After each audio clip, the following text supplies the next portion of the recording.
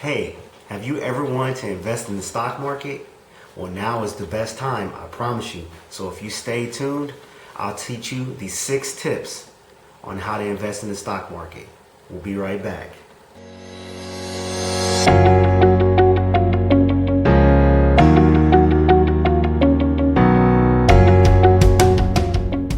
Welcome back to Military Fi. I'm your host, Anthony, and your tour guide to the path to wealth. How you doing today? And welcome back. I appreciate you return subscribers, and I appreciate you new subscribers. So, the stock market has been up and down, and the financial community is in an uproar. But now is the best time for you to buy stocks, bonds, or get into the investment game. But today, we're going to talk about 6 stock tips on how to buy investments and the best way to manage your portfolio.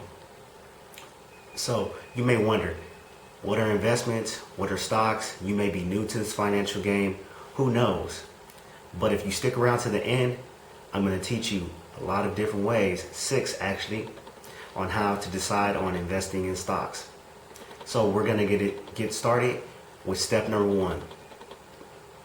You want to decide how to invest in your stocks. So there are a couple of different stock methods that you can use, but you need to choose an option and to stick with it. That's the most important thing through this whole stock investing, is motivation and sticking to what you decide. So choose a stock investment method that best represents how you feel and how you want to invest. You can be hands-on, hands-off, you can be deep into your portfolio, or you can just do the set it and forget it. What the set it and forget it is you set a certain amount of money to the side, and it automatically comes out your paycheck or your bank account and goes directly towards your investments. So you may be wondering, hey Anthony, I'm brand new. I don't even know what I'm doing. Where do I start? So that brings us to number 2. Open an investing account. So the advances in technology, they have made things so easy for us newbies now to get into stock investing, to invest, to save money. So there are many different apps out there that you can use. I personally use Vanguard, but you have Webull, you may have heard of Penny Stocks, you may have heard of a lot of different other ones. The one that I'm trying to remember was just recently in the news. I can't remember off the top of my head, but there are many different apps out there that you can use that you can get into the investment banking game. So generally speaking, to invest in stocks, you need an account, and you need to know the difference between a Roth IRA and an IRA. But hey, if you check out the link in below, hey, I'll give you some investment tips and also explain to you the difference between a Roth IRA and an IRA.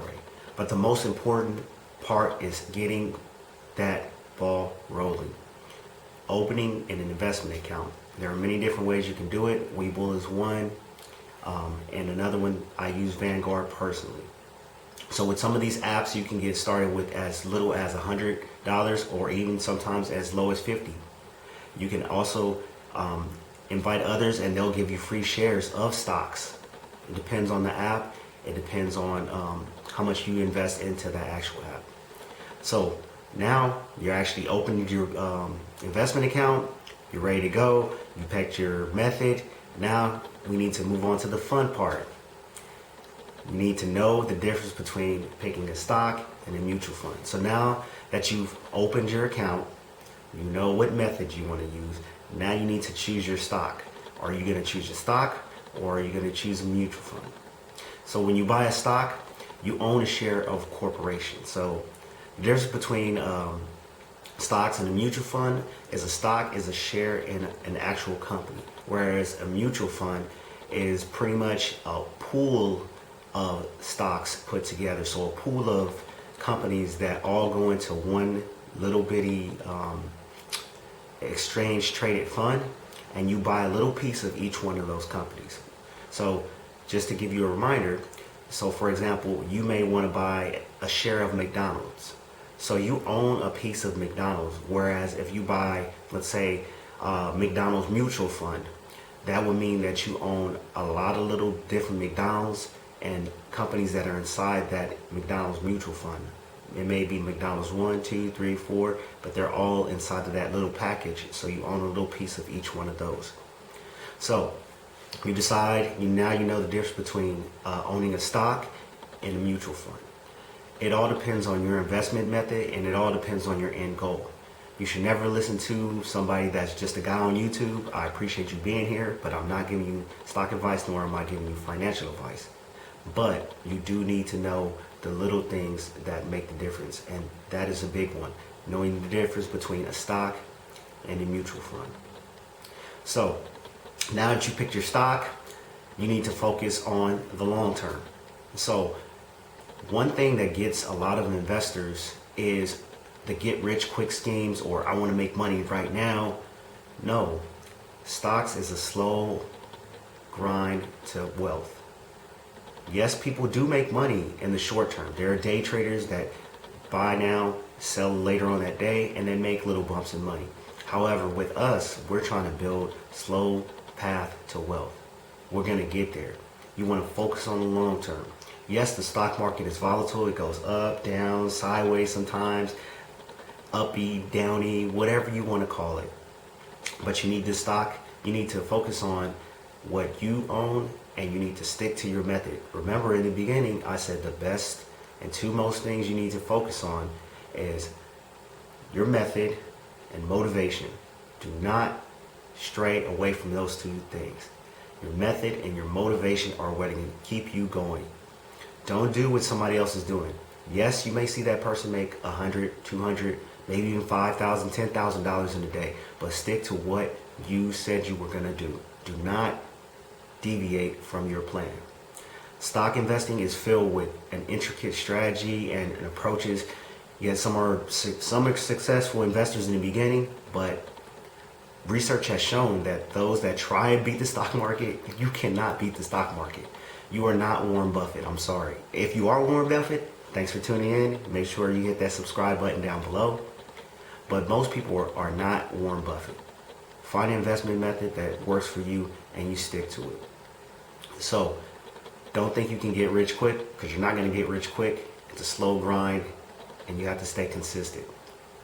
So once you do this, you focus on your long term. Now you need to set a budget for your investment. So that's why I told you in the previous episodes, which you can check out in the link below, or you can check out one up here. But you need to set a budget. Now that you have your money and your finances straight and you have a budget for your life, now you need to set aside money that you want to invest. You should always pay yourself first. What I mean by that is don't pay all your luxury costs where, hey, I want this Gucci belt, or I want these Gucci shoes, or this Kith shoe, or I want this or that. No, what you need to do is put your investment money aside first, even before you pay your bills. Yes, I know that sounds weird. Put your investment money to the side first, and then you spend what's last. So you, out of $1,000 budget, let's say you're going to put $100 aside. That is the first thing that you put to the side. You put that $100 to the side.